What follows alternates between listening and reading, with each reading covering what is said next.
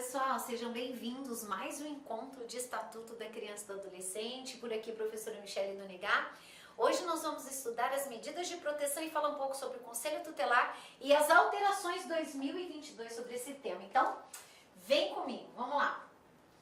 As medidas de proteção, toda vez, pessoal, que os direitos fundamentais que a gente estudou na primeira aula do ECA forem violados, o Estatuto prevê, né, algumas violações, é claro que caracterizam crime também, mas além de caracterizar crime, definir essas condutas como crime, infrações administrativas, o legislador ele pensou o ECA como uma forma de compreender porque aquela violação está acontecendo, se a família está em situação de vulnerabilidade, se a criança está em situação de abandono, se há um vício com bebida alcoólica ou uso de entorpecente e tentar de alguma forma contribuir para a ressignificação daquela família, né? Para que aquela família seja inscrita em programas sociais, se essa for a necessidade, e por isso a criança fica em situação de vulnerabilidade, dar a assistência necessária para criar, né, ou para retomar, propiciar um ambiente saudável para o desenvolvimento de criança e adolescente. Então vamos lá, a medida de proteção ela tem essa característica, então nós vamos estudar aqui, olha só. As medidas de proteção à criança e adolescente, olha lá, ó, são aplicáveis sempre que os direitos reconhecidos forem violados, o que eu acabei de falar. Mas forem violados por quem? Pelo Estado, né? Por falta, omissão ou abuso dos pais ou responsável, em razão de sua conduta. Ou seja, tenta entender, tenta compreender, né? Qual foi o contexto dessa violação? O que desencadeou essa violação? E aí dá o melhor andamento, o melhor atendimento a essa questão, né? Dar um amparo necessário também a essa questão. Então, o Estatuto não de cara vê assim como forma de, vamos, né, usar o direito penal para resolver esse conflito, mas deixando o direito penal como última ratio mesmo para aquelas situações em que configura crime e há intenção, e há dolo ou a culpa, né? Nas situações de vulnerabilidade, por exemplo, aí aplica-se as medidas de proteção. Então vamos lá. Verificada qualquer hipótese do artigo 98, que são as violações ao direito da criança, as medidas de proteção são essas aqui, ó. Encaminhamento de pais ou responsável mediante termo de responsabilidade, ao encaminhamento para que eles sejam ouvidos, para saber qual que é a condição, né? Qual que é o ambiente afetivo, o ambiente físico que aquela criança está inserida, que ela sobrevive. É um ambiente saudável, afetivamente falando? A criança recebe o amparo? Como é que é o ambiente físico? Onde que ela mora? Ela está frequentando a escola? Se ela não está, por que não está? Os pais trabalham? A família possui renda? Entende, pessoal? Então, a medida de proteção, ela tem esse objetivo. E aí vem o poder público, então, para atender essas necessidades e aí para que a família possa prosseguir, né? Orientação, apoio e acompanhamento, acabei de falar, eles fazem um estudo psicossocial, ouve todos os integrantes da família, colhe todas as informações, passa essas informações para o juiz e o juiz dá o melhor, né, encaminhamento para aquela questão. Matrícula e frequência, acabei de mencionar, inclusão em serviço, programa de proteção, né, e promoção da família, que são a parte assistencial, né? Requisição de tratamento médico ou regime ambulatorial. Muitas vezes o ciclo da violência ele se repete também, é um padrão de comportamento, né? Então hoje a justiça, né, o Poder Judiciário dispõe aí de ferramentas e de técnicas para dar esse suporte, esse atendimento à família. Esse encaminhamento pode ocorrer também na situação, por exemplo, de problemas com vício, com álcool ou droga, né, que acaba impactando também toda a família, gerando violência, gerando violação aos direitos da criança e do adolescente. Então, o poder público age nesse sentido, como eu mencionei. Tá? Inclusão em programa comunitário, acabei de falar sobre drogas e álcool, inclusão em programa de acolhimento familiar ou família substituta. Pessoal, esses dois aqui, o item 8 e 9, só o juiz pode determinar, tá bom? Algumas das medidas anteriores, o Ministério Público pode encaminhar, o próprio Conselho Tutelar encaminha e não há necessidade de decisão judicial. Mas retirar uma criança, um adolescente do ambiente familiar, do seu ambiente familiar, só com decisão judicial. né? O Ministério Público pode requerer, o juiz vai analisar e é ele que vai decidir, né? Que é a colocação, como eu falei, inclusão em programa de acolhimento familiar, quer dizer, eu tiro a criança daquela situação de vulnerabilidade e coloco, né, numa instituição de acolhimento ou em famílias que são cadastradas, que fazem participam, na verdade, de programas de acolhimento, tá? Então, essa decisão tem que ser judicial.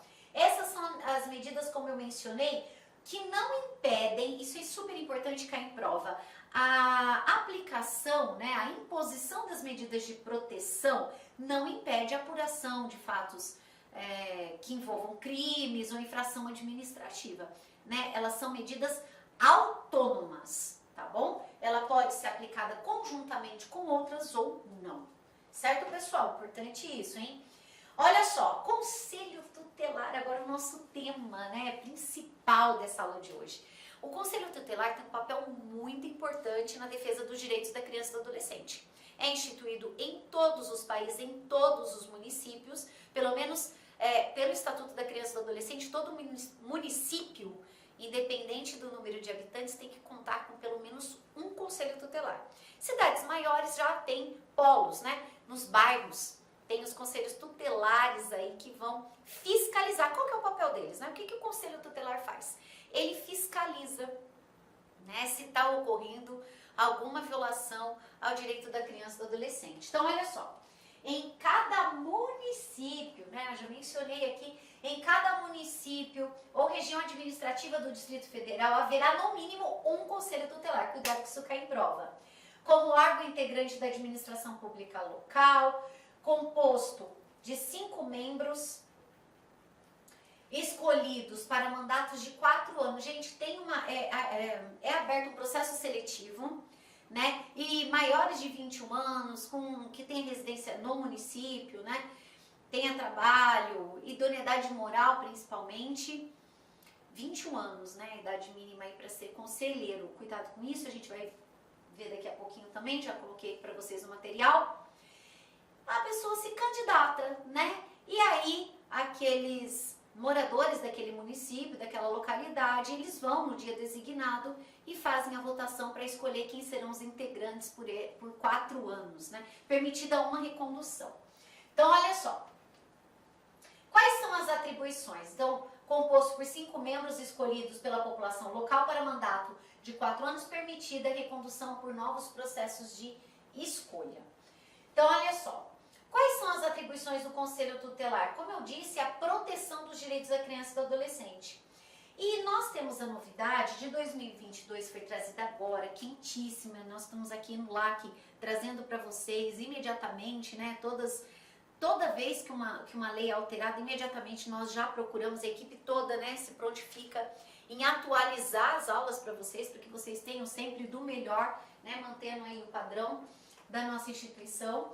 Então, olha só, as atribuições do Conselho Tutelar, elas foram ampliadas, pessoal, agora em 2022, por quê? Porque foi aprovada uma lei, né, que alterou alguns dispositivos, alguns artigos do ECA para a proteção da criança e do adolescente contra a violência doméstica. Então, esse tema foi trazido para dentro do ECA, né? De fato, um trabalho, como houve um aumento muito grande de violência contra a criança e adolescente, principalmente durante a pandemia, inclusive episódios que deixaram todo o país consternado, a lei foi alterada para dar mais efetividade, para proteger ainda de forma mais efetiva a criança e adolescente. Então, olha só, coube nessa alteração ao Conselho Tutelar algumas modificações nas suas atribuições que nós vamos ver agora. Então, olha só, o que compete ao Conselho? Atender criança e adolescente na hipótese da violação de seus direitos, aplicar algumas medidas protetivas, veja, aquelas duas não, mas as outras pode encaminhar o pai, a mãe, oficiar se está matriculado em escola, pedir, solicitar, né, a frequência escolar daquela criança ou adolescente. Aí o Conselho Tutelar tem essa atribuição. Atender e aconselhar os pais, como eu mencionei, promover a execução de suas decisões, fiscalizar Então, se o Conselho Tutelar ele recomendou a matrícula da criança à frequência à escola, ele também tem a atribuição de fiscalizar se a criança realmente está indo. Eles ligam para o pai, oficia, pede para o pai ir até o conselho, a mãe, eles vão até a residência da criança e do adolescente para dar efetividade às medidas. Requisitar serviço público na área de saúde, serviço social, previdência, trabalho e segurança dentro das suas atribuições, né, informações que inclusive depois o próprio conselho encaminha ao MP, se for o caso, ao judiciário. Representar junto ao juiz o caso de descumprimento injustificado das suas decisões, né, ou seja, recomenda que matricule na escola, não matricula, ali vai e comunica ao juiz. Encaminhar ao Ministério Público notícia de fato que constitui crime, já falei, infração administrativa, já mencionei. Encaminhar à autoridade judiciária casos de sua competência. Quer dizer, aquilo que não foi atribuição, por exemplo, a necessidade de colocar a criança e adolescente em acolhimento, né, em instituição de acolhimento. Aí, nessa situação, cabe ao juiz e aí o conselho, então, encaminha ao magistrado para a decisão. Expedir notificações, já mencionei, requisitar certidão de nascimento, óbito, quando necessário, assessorar o Poder Executivo na elaboração de proposta orçamentária, planos e programas de atendimento. Fundamental essa participação do conselho nesse quesito, porque os conselhos eles estão nos bairros, então os conselheiros conhecem a realidade daquele bairro, daqueles moradores daquele bairro, da família, porque eles estão atendendo, e sabem então informar melhor o poder público de quais são essas necessidades para que elas sejam de forma satisfatória atendidas.